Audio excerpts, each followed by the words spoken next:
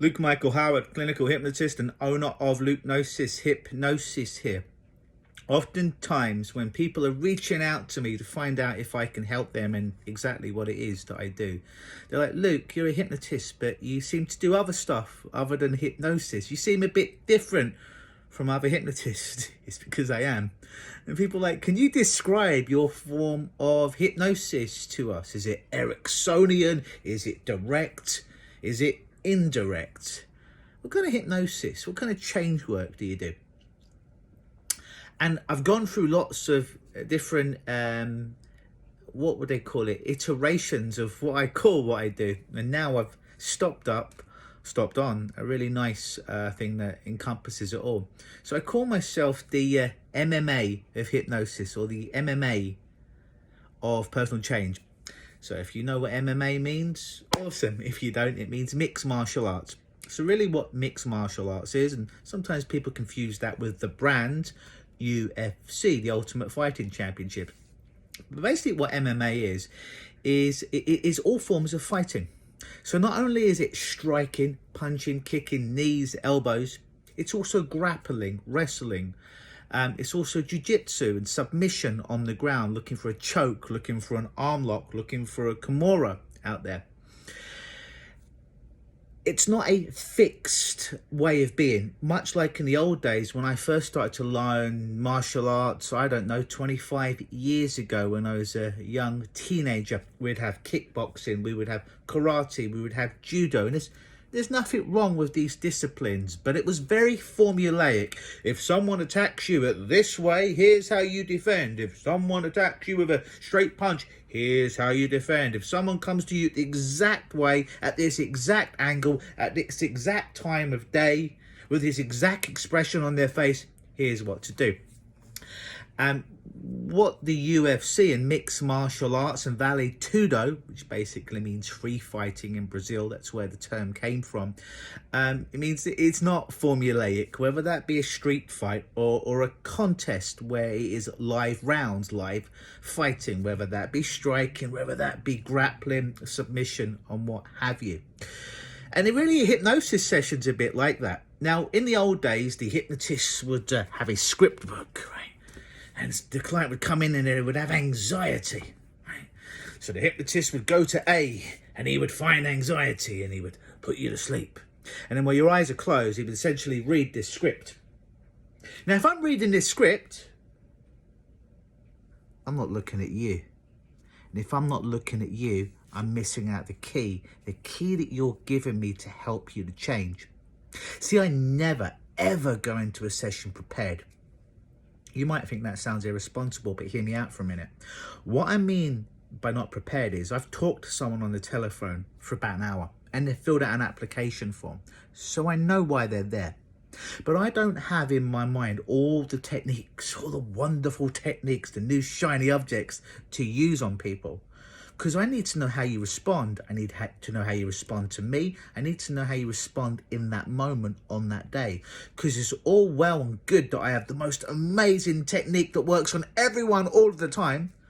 By the way, that doesn't really exist. But they got me with that as well. And it doesn't work. And then what do you do? What do you do when the greatest technique that works with everyone? It never works with everyone. All of the time, it never does. What do you do? Well, it's like, I was in karate, I was in judo, or I was in a street fight, and that man didn't come to me, and he didn't have a knife to stab me like this. He didn't punch me straight like this. He didn't bow before he kicked me. So the kind of work that I do is like that. I don't know what my client is going to bring actually when they show up in a session, whether that be live or on Zoom video call, as I do pretty much all my sessions now. It's even more effective. So the mixed martial arts is I have to prepare. If I'm MMA, if I'm fighting somebody and they're a striker, and I'm not really a good striker, then I need to take them down to the ground. If someone comes to me and they're a really good wrestler, but I'm not a good wrestler, and if they take me to the ground, they're going to kill me. I've got to keep them on their feet and pick them off with punches and kicks and knees. My client's problems, not my clients, right? There's a difference. My client's problems are a bit like that. That first few minutes, perhaps that first session, is me just throwing out some metaphorical jabs or some Thai kicks to see how they respond. A little bit of a grapple to see if it holds up under scrutiny, if their problem holds up under stress. And then maybe we'll get into the second session and I start to see some weaknesses. I start to see that they don't have a lot of gas in the tank, a lot of stamina. So even though it may be more skilled than me or temporarily more powerful, I know that I have the stamina to outlast it, and it's going to get tired. And when it starts to get tired, the third session comes along, I can start to seep in that rear naked choke from behind, or that Kimura arm lock as he keeps his head on the screen to make it tap out. So that's kind of like how I work. It's whatever it is, it's free fighting. But it's not really free fight, but it's fighting with the problem. Hope you can understand the metaphor. It's really just being prepared for whatever the heck happens.